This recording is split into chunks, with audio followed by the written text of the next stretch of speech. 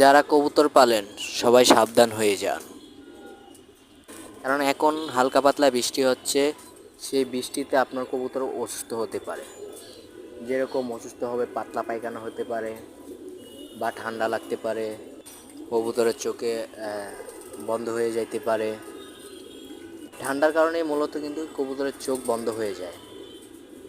আর এই বৃষ্টির পানিটা যদি জমে থাকে, সেই পানিটা যদি কবুতরে খায়, তাহলে অবশ্যই ঠান্ডা লাগবে, ডায়রিয়া হয়ে যাবে।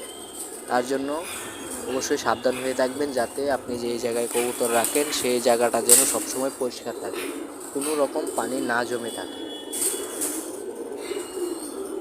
নেক্সট ভিডিওতে কবুতরের ঠান্ডার কী ওষুধ, কবুতর কাশে যে কী ওষুধ, এই ভিডিওটা দিয়ে দিব। তার জন্য চ্যানেলটিকে অবশ্যই সাবস্ক্রাইব করে রাখেন।